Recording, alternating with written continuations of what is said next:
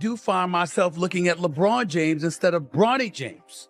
Because LeBron is the basketball savant. LeBron is one of the top 2 greatest players in the history of the game. LeBron has forgotten more basketball than most people would know. So no matter what we think about Bronny, he knows more. But you see what you see. Bronny James has played in 13 NBA games. Ladies and gentlemen, he's averaging 0.3 points, 0.3 assists, and 0.4 rebounds. He shot 1 for 16 from the field in his NBA career and 0 for 7 from three-point range.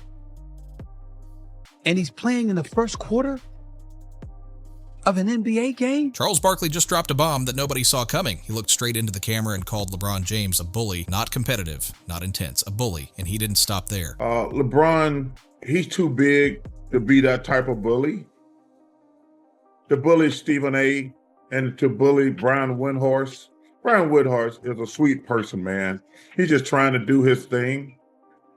And I've always liked LeBron, but him being a bully, it turned me off, Dan. Chuck said LeBron's using his fame to silence anyone who dares speak the truth about his son, Bronny. This is coming from a Hall of Famer who's never been afraid to speak his mind. And when Charles Barkley tells you that you've crossed a line, you've really crossed a line. The wildest part? This whole mess started because of one simple question that nobody in the NBA wants to answer out loud. Is Bronny James actually good enough to be in the league right now? That question has turned into the biggest controversy of the season, tearing apart relationships between legends, analysts, and fans. LeBron's at war with Stephen A. Smith. Charles Barkley's jumping and swinging, and Bronny, the kid's caught in the middle of a firestorm he never asked for. Let's start with the cold, hard numbers because they tell a story that's impossible to ignore. Bronny James is averaging 1.5 points, 0.8 rebounds, and 1.8 assists per game this season. He's shooting 31% from the field and 28% from three-point range. These aren't numbers you see from a player who's ready for prime time. These are numbers that make you wonder if someone made a terrible mistake. In his limited NBA appearances, Bronny's gotten more headlines than highlights. And look, nobody's saying Bronny doesn't have potential. Nobody's saying he won't grow into a solid player someday, but right now, in this moment, those stats are brutal. They're the kind of numbers that would get any other rookie sent down to the G League immediately without a second thought. But Bronny's not any other rookie. He's LeBron James's son, and that's where everything gets complicated. The pressure on this kid is unimaginable. Every single shot he takes gets analyzed by millions of people. Every miss becomes a headline. Every game without a bucket turns into a debate about nepotism and whether he deserves to be there. Just recently, the Lakers played the Trailblazers in a nationally televised game. Bronny got 20 minutes of playing time, 20 whole minutes in front of millions watching at home, and he didn't score a single point. 0 points in 20 minutes isn't just a bad night, it's the kind of performance that makes coaches question everything. After the game, Lakers head coach J.J. Redick stood at the podium looking completely defeated. He tried to play it off, saying Bronny was still adjusting to the bright lights and the media pressure, but even J.J. knew that excuse was wearing thin. Just felt like on a back-to-back, just him giving us energy, I think, was the goal. I maybe put him in a tough spot, flying up yesterday and nationally televised game and Philly, all that stuff. It's, he didn't play well, but he's been playing great, in the Stay Ready games, and he's been playing great in the G. So I have confidence in him, but obviously didn't provide that at a high level. So how did we get here? How did a father wanting to play with his son turn into a full-blown war between NBA legends? It started with Stephen A. Smith doing what Stephen A. does best, telling the truth that nobody else wants to say. Stephen A. went on ESPN and said something that made perfect sense to most people watching. He said LeBron was putting too much pressure on Bronny by talking about playing together in the NBA before the kid was ready. Stephen A. wasn't hating. He wasn't being disrespectful. He was being real. He said LeBron's chasing his own dream, not Bronny's. And honestly, that hit different because it felt true. You want me? Draft him. I'll come play anywhere he's at. It ain't even about the money. This man is the one who said he's better than some of the NBA players are right now when he was in high school. If you go back and look at the tape, back then I said, stop. You can't do this. If you do that shit, you're bringing more pressure on your son. LeBron, stop. I said it then. This is before he got drafted. Stop doing this. If we see this, you're his dad and you're a basketball savant. You must see this. Don't do this. Because you're putting him under such a microscope. It's gonna be too much for him to overcome. Give him a chance. So that's what I said. And because I prefaced it by saying, as a dad, the only reason I said as a dad is because you marketed yourself as his dad to help him get into the league. You didn't do that. Melo didn't do that, or it hasn't yet, and I know he wouldn't. D-Wade, Tim Hardaway Sr., Rick Barry, the list goes. None of them did that. None of them. He's the only one. And I said, yo, that's why I'm saying this to you. I don't want to do this. I know your intentions are honorable. Go back and watch the whole tape of me saying it. I know your intentions are honorable. I know you don't mean harm. But there's some vultures out here, and they gonna come for him. LeBron's been open for years about wanting to share an NBA court with his son before he retires. It's his biggest dream, the ultimate legacy move, a father and son playing together in the most competitive basketball league on the planet. But Stephen A. asked the question everyone was thinking, is this really what Bronny wants? Or is this what LeBron wants for Bronny? Stephen A. went even deeper. He said LeBron should have let Bronny develop in the G League for a while, let him grind, find his rhythm, build confidence away from the cameras and the constant comparisons to his legendary father. Give the kid room to breathe and grow into his own player. Stephen A. said it straight up. There are guys who grind for years just praying for one shot at the NBA, guys who earn it the hard way. And Bronny's last name opened doors that others have been fighting to crack open their entire lives. That's a harsh truth, but it's hard to argue with, and Stephen A. wasn't the only one saying it.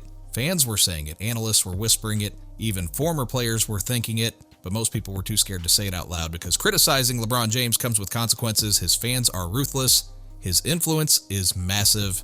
Stephen A. didn't care about any of that. He said what needed to be said, and that's when LeBron snapped. When Stephen A.'s comments started making waves, LeBron stayed quiet at first, but you could tell it was bothering him. Then Bronny kept struggling, the stats kept looking rough, the questions kept getting louder, and finally, LeBron couldn't hold it in anymore. He showed up on the Pat McAfee show, and everyone knew he wasn't there to talk about basketball highlights or share fun stories. He was there to fire shots. LeBron tried to paint himself as the victim in the whole situation. He said he was just a dad trying to protect his family from unfair criticism. He threw in this weird comment about Stephen A. being on a Taylor Swift tour run right now, which was clearly shade. LeBron was trying to say Stephen A. was just chasing headlines and clout by talking about Bronny, but here's where it backfired. Instead of people rushing to defend LeBron, most of the internet sided with Stephen A. fans, said LeBron looked petty. They said he was playing the victim card when he's the one who put Bronny in this position in the first place. LeBron said, I would never stop people from criticizing players on the court. That's your job. But when you get personal with it, it's my job to protect my household. Which leads obviously to you and Stephen A. Hey, legit, that feels like a moment that had been brewing for a long time. he's like on a Taylor Swift tour run right now. Oh, yeah. Yeah, we're watching it. Yep. We're all Oh, yeah. we're all, you're seeing it as well. It started off with, I didn't want to address it. Yeah, sure. I didn't want to address it. I wasn't going to address it. But since the video came out, I feel the need to address it. Never would I ever not allow people to talk about the sport, criticize players about what they do on the court. That is your job, to criticize or to, be in a position where, okay, if a guy's not performing, that is all part of the game. That's all part of the game. But when you take it and you get personal with it, it's my job to not only protect my damn household, but protect the players. And I think a lot of the media, including him, and I know he's gonna be happy as hell. He's gonna be smiling from ear to ear when he hears me talking about him again. Oh my God. Bronny's a prospect. Number one, I'm glad he's healthy. I think he should be in the G League. He's not ready to play in the NBA right now. And it's expected he will spend. And he should be in the G League because he's not ready to play in the NBA first and foremost. But secondly, there's going to be some guys coming for his head. And he's not ready because he's really a tweener. He's a point guard, two guard. His probably best attribute right now is being a defender. But I think to take the pressure off him and let him get better as a player, he should be in the G. But Stephen A. never got personal. He talked about basketball. He talked about readiness. He talked about pressure.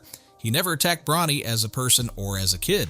He questioned LeBron's decision-making as a father, and that's what really got under LeBron's skin. But LeBron didn't stop with the Pat McAfee interview. Things got even wilder when the Lakers played at Madison Square Garden. Stephen A. Smith was sitting courtside doing his job watching the game, and during a timeout, LeBron walked straight over to him. The entire arena noticed, cameras zoomed in, fans froze in their seats. LeBron got right in Stephen A's face, and the two went back and forth. While the mics didn't catch every word, the body language said everything. LeBron was done playing nice. That's when Charles Barkley stepped into the ring. And Chuck doesn't step in unless he's got something important to say. Charles went on the Dan Patrick Show and didn't sugarcoat a single word. He said, LeBron's too big to be that type of bully. To bully Stephen A. and to bully Brian Windhorst. Brian Windhorst is a sweet person, man. He's just trying to do his thing. And I've always liked LeBron, but him being a bully, it turned me off. Let that sink in. Charles Barkley, a guy who's been around the NBA for decades and seen every kind of personality, just called LeBron James a bully. Chuck said LeBron's using his massive platform and influence to shut down anyone who dares criticize his decisions about Bronny. And according to Charles, that's not leadership. That's intimidation. Barkley made it clear he's standing up for what's right. He said Stephen A. was just doing his job as an analyst, giving honest opinions about what he sees on the court, and LeBron trying to silence him for that. That's crossing a line. Charles even threw in a shot about how LeBron should know better. He said, you know LeBron, he's a control freak. He knows everything he's doing. He knew when he walked up to Stephen A. what he was doing. And the internet exploded. Half the fans agreed with Charles, saying LeBron's ego has gotten out of control and he can't handle any criticism anymore. The other half defended LeBron, saying he's just being a protective father and people should leave Bronny alone. But here's the thing. Charles Barkley's point wasn't about Bronny. It was about LeBron's behavior. It was about how LeBron's trying to control the narrative and punish anyone who steps out of line. This isn't just basketball drama. This is about power, influence, and whether someone can be so big that they're untouchable. And Charles Barkley just told the world that nobody should be untouchable. Not even LeBron James. Now let's pump the brakes for a second and look at the bigger picture, because what LeBron's trying to do with Bronny isn't just rare. It's almost unheard of. If they actually manage to play together meaningfully in the NBA, they'll be the first father-son duo in league history to share the court in a significant way. That's legendary stuff. That's the kind of moment that gets replayed forever. The last time we saw something like this was in baseball with Ken Griffey Jr. and Ken Griffey Sr. They didn't just play on the same team, they stood side by side in the outfield, and they even hit back-to-back home runs in the same game. That's the kind of history you can't make up. It's pure magic. Then there's Gordie Howe, the hockey legend who played alongside both of his sons, Mark and Marty, for 5 straight seasons, not one game, not one season, 5 years. Gordie Howe was already a 6-time MVP and 4-time Stanley Cup champion. He had nothing left to prove, but he got to experience something most athletes only dream about, playing the sport he loved with his kids by his side. Those stories are beautiful, they're inspirational, and that's exactly what LeBron wants. But here's the difference, and it's a big one. Ken Griffey Jr. was a generational talent. He was going to be a Hall of Famer, whether his dad was involved or not. Gordie Howe's sons were legitimate NHL players who earned their spots. Nobody questioned whether they belonged. With Bronny, those questions are everywhere, and they're loud. It's not that people don't want Bronny to succeed. Most fans actually hope he proves everyone wrong and becomes a solid NBA player. But right now, the talent gap is obvious, and LeBron forcing this father-son moment before Bronny's ready is making everything worse for the kid. What do you make of LeBron's comments? That this is all his fault. All of it. When we get to Bronny James, that kid has done nothing. The kid has done nothing but work hard, try to get on this game and all of this other stuff. Any attention that he's warranted has been because of his daddy. I want to play with my son. I want to stay here until my son gets to the NBA. We've seen interviews with Savannah and LeBron, and they were asked about Bronny. What did she say? I just want my son to be healthy and happy. Right.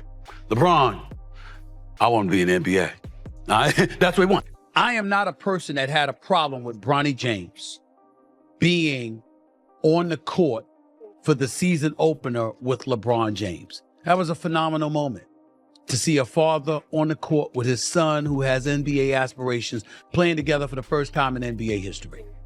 The Griffeys in baseball, Ken Griffey Sr. and Jr. were in attendance for it. It was a special moment. My position has always been that should have been the only moment we saw Bronny James in a Lakers uniform this season, because he's not ready. I'm not here to tell you that he won't be ready. I'm not here to tell you that he won't be an NBA player. I'm not here to tell you that he should give up his dreams and his aspirations. I think the kid's got potential. I think the kid will be in the NBA one day. I watched him in the G League doing his thing. I think he's going to be fine eventually, but that's not the case yet. Stephen A. Smith said it perfectly. He said, I want that kid to succeed. I'm just not sure this is the way. So let's get to the question that nobody wants to ask out loud, but everyone's thinking. Is LeBron doing this for Bronny, or is he doing this for himself? Because Let's be honest, LeBron's legacy is already cemented. He's one of the 2 greatest basketball players in history. He's got 4 championships, 4 MVPs, and every record you can imagine. His name will be mentioned forever, but there's one thing he doesn't have yet, that iconic father-son moment. And maybe, just maybe, LeBron wants that moment so badly that he's not seeing what it's doing to Bronny. Think about it from Bronny's perspective. You're 20 years old, trying to find yourself as a player and as a person, but everywhere you go, you're not Bronny, you're LeBron's son. Every shot you take gets compared to your dad. Every game you play is under a microscope. Every mistake becomes a debate about whether you're good enough to be there. That's not basketball, that's torture.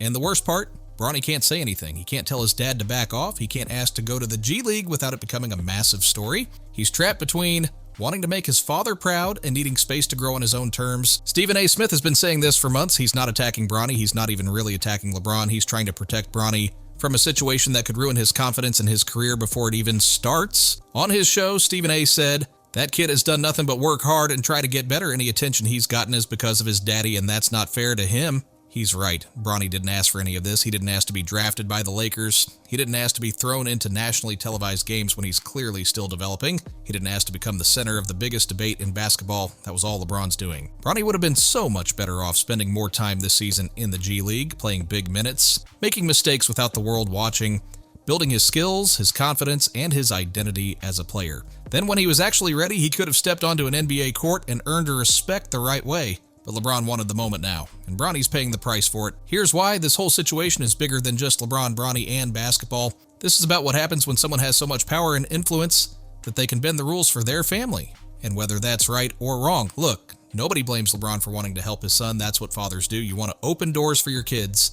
You want to give them opportunities, but there's a line. And a lot of people think LeBron crossed it. There are hundreds of young players grinding in college and the G League right now who are more NBA ready than Bronny. Players who've put in the work, proved themselves against top competition, and earned a shot at the big leagues. But they're not getting that shot because roster spots are limited, and one of those spots went to Bronny James. That's the part that stings. It's not about hating on Bronny. It's about fairness. It's about merit. And it's about whether your last name should determine your opportunities. Charles Barkley gets that. Stephen A. Smith gets that. Even fans who love LeBron are starting to get that. But LeBron, he's so locked into his dream of playing with his son that he might not see the bigger picture, or maybe he sees it and just doesn't care because the moment is more important to him than the cost. That's what makes this complicated. On one hand, you have a father who loves his son and wants to share something special with him. On the other hand, you have a superstar who's using his influence to force a narrative that might be hurting the kid he's trying to help. So, here's where we're at. LeBron James, one of the greatest basketball players to ever live, is in the middle of the biggest controversy of his career, and it has nothing to do with his own performance on the court. It's about his son. It's about his decisions as a father. And it's about whether he's willing to put Bronny's development ahead of his own legacy dreams. Charles Barkley thinks LeBron's acting like a bully. Stephen A. Smith thinks LeBron's forcing his own dream onto his son. And millions of fans are split right down the middle, arguing about who's right and who's wrong. But at the center of all this noise is a 20-year-old kid who just wants to play basketball. A kid who's trying to figure out his identity while carrying the weight of the most famous last name in sports. A kid who's shooting 31% from the field and hearing about it from everyone everywhere all the time. That's the real tragedy here. Not the beef between LeBron and Stephen A. Not Charles Barkley calling someone out. The tragedy is that Bronny James might be being set up to fail by the very person who wants him to succeed the most. So now it's your turn. What do you think? Is Charles Barkley right for calling LeBron a bully? Or is LeBron just being a protective father who's tired of people attacking his family? Do you think Stephen A. Smith crossed a line, or was he just doing his job as an analyst? And most importantly, what should happen next with Bronny? Should he stay with the Lakers and keep fighting through this? Or should he spend more time in the G League and actually develop his game away from the spotlight? Drop your thoughts in the comments below, and if you made it this far, hit that like button and subscribe because this drama is far from over. The father-son dream is turning into a nightmare, and we're all watching it unfold in real time.